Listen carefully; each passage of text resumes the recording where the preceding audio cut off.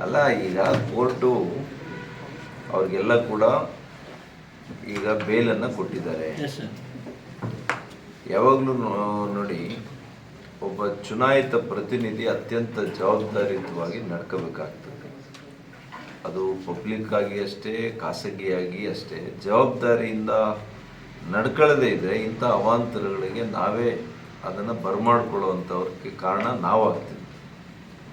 ಹಾಗಾಗಿ ಯಾವ ಸಂಘಟನೆ ಕಾರ್ಯಕ್ರಮಕ್ಕೆ ಹೋಗ್ತೀವಿ, ಯಾವ ಸಮಾರಂಭಕ್ಕೆ ಹೋಗ್ತೀವಿ, ಯಾವ ಸಮುದಾಯದ ಕಾರ್ಯಕ್ರಮಕ್ಕೆ ಹೋಗ್ತೀವಿ, ಅಂಥ ಸಮುದಾಯದ ಕಾರ್ಯಕ್ರಮಕ್ಕೆ ಹೋದಾಗ ನಾವು ಯಾರೂ ಕೂಡ ಆ ಸಮುದಾಯದ ವಿರುದ್ಧ ಮಾತನಾಡುವಂಥದ್ದು ಥರ ಅಲ್ಲ.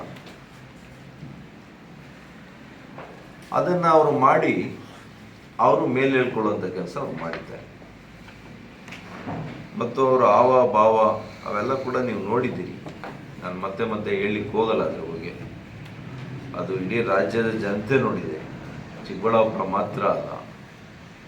ಹಾಗಾಗಿ ಇವತ್ತು ಆ ಯುವಕರ ಮೇಲೆ ಅವರಿಗೆ ಕೇಸನ್ನು ದಾಖಲು ಮಾಡಿದ್ದಾರೆ, ಅನೇಕರಿಗೆ ತೊಂದರೆ ಕೊಡ್ತಾ ಇದ್ದಾರೆ.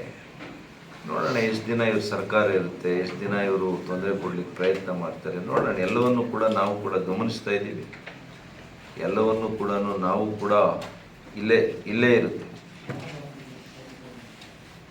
ಏನು ಊಟ ನೀವು ಮಾಡಿರ್ತೀರಿ, ಆಮೇಲೆ ನೀವು ನೀರು ಕುಡಿಯುವಂಥ ಕಾಲ ಬರುತ್ತೆ, ನೀರು ಕುಡಿಸೋಣ.